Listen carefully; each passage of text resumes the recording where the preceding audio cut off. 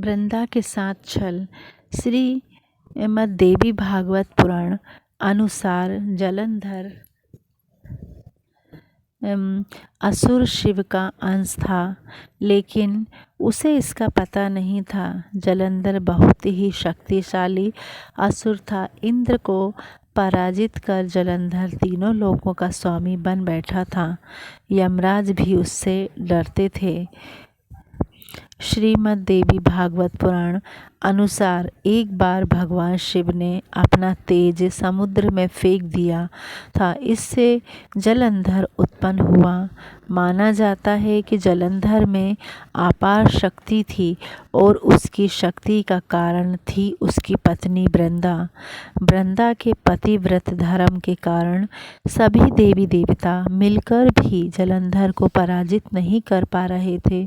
जलंधर को इससे अपने शक्तिशाली होने का अभिमान होता जा रहा था और वह वृंदा के पतिव्रत धर्म की अवहेलना करके देवताओं के विरुद्ध कार्य कर उनकी स्त्रियों को सताने लगा था। जलंधर को मालूम था कि ब्रह्मांड में सबसे शक्तिशाली कोई है तो वे हैं देवों के देव महादेव। जलंधर ने खुद को सर्वशक्तिमान रूप में स्थापित करने के लिए क्रमांश पहले इंद्र को परास्त किया और त्रिलोकाधिपति बन गया। इसके बाद उसने विष्णुलोक पर आक्रमण किया। जलंधर ने विष्णु को परास्त कर देवी लक्ष्मी को विष्णु से छीन लेने की योजना बनाई। इसके चलते उसने बैकुंठ पर आक्रमण कर दिया, लेकिन देवी लक्ष्मी ने जलंधर से कहा कि हम दोनों ही जल से उत्पन्न हुए हैं, इसलिए हम भाई बहन हैं। देवी लक्ष्मी की बातों से जलंधर प्रभावित हुआ और लक्ष्मी को बहन मानकर बैकुंठ से चला गया।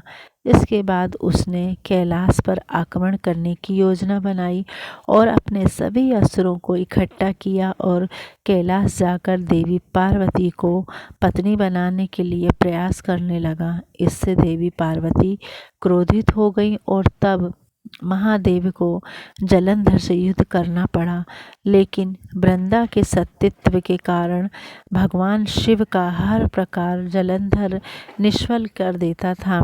अतः में देवताओं ने मिलकर योजना बनाई और भगवान विष्णु जलंधर का वेश धारण करके वृंदा के पास पहुंच गए।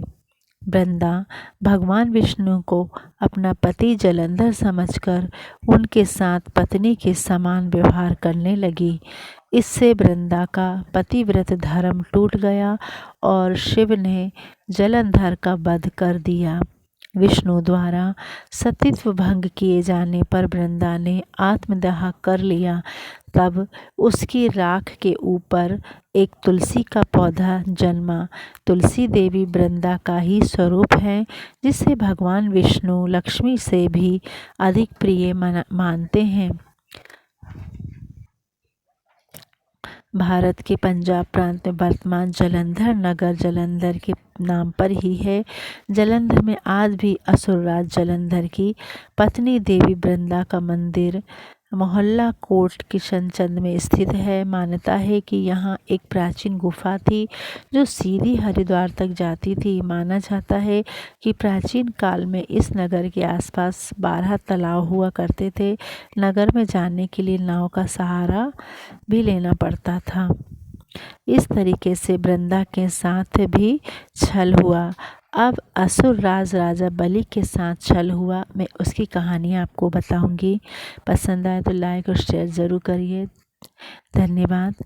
आगे की कहानी असुर राजा बलि की रहेगी।